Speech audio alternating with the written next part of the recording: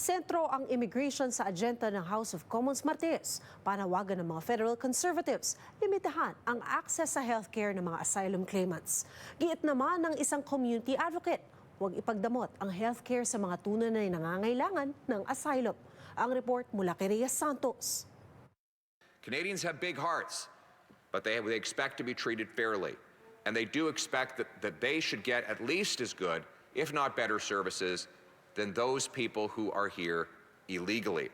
Isang non-binding motion ang inihain ng mga Tories Martes sa Ottawa na nawagan na maglunsad ng review sa federal benefits na nakukuha ng mga asylum claimants.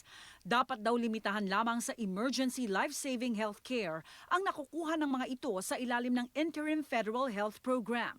Under the Liberals, the Interim Federal Health Program, the program that provides benefits to asylum claimants, has morphed well beyond its initial intent of providing care to a small number of legitimate refugees who are fleeing to Canada from war zones into a massive boondoggle that provides care to bogus asylum claimants. We are in Montreal, Quebec, so we were the one who received a lot of refugee claimants. Naniniwala ang community advocate sa Montreal na si Veronica Bertiz na may sistema na ang gobyerno para di makapasok ang peking asylum claimants. There are an actual institution and a government institution who hear these people and scrutinize these people and ask for you to provide proofs. There's an entire procedure for people to decide, poprotektahan ba natin itong si Veronica na humihingi ng tulong sa gobyerno or peke ba to? There are procedures in place. We can't just paint them and say that they're all criminals. That's a very dangerous narrative.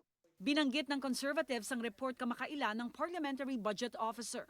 Tinatayang tataas sa higit $1.5 billion ang gastos sa Interim Federal Health Program pagdating ng taong 2030. We are sowing a division between these people, and as a society, we're all going to be mutually benefiting to each other. So it might be dangerous kasi sabi niya na kailangan limitahan lang natin sa life-changing or life-saving care, di ba? But isn't it also much better na preventative care dapat kaagad?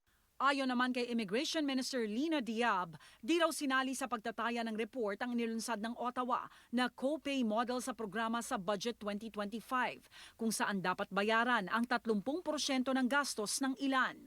Iginiit pa ng minister na lilimitahan ng Bill C-12 ang eligibility criteria para sa mga asylum claims. So I'm looking very much forward to implementing the immigration provisions that are in that bill, which will help us protect our border, but also ensure that we reduce the asylum numbers by curbing the number of people that are coming and claiming fraudulently, but also protecting those that are really vulnerable and need Canada's protection. Lunes ng gabi nang aprubahan ng mga senador sa National Security Committee ang mga immigration measures na bahagi ng kontrobersyal na Bill C-12. Wala silang ginawang anumang pagbabago. Kung magtutuloy-tuloy, magiging batas ang Bill C-12 bago matapos ang linggo. Ayon kay Bertiz, imbes na pag-initan din daw ang ilang grupo, pagbutihin na lang ang healthcare para sa mga Canadians. We signed for this convention. We told the world that we will protect you if you fit into these categories as the protected to be a protected person. At the end of the day, it's also just thinking of different ways. Kung sila maganda yung trato nila, dapat kung ikaw ay federal MP, ipaglalaban mo ang Canadians na dapat ganun din ang trato sa atin, instead tanggalin natin yung mga benefits nila. Rhea Santos, Omni News, Vancouver.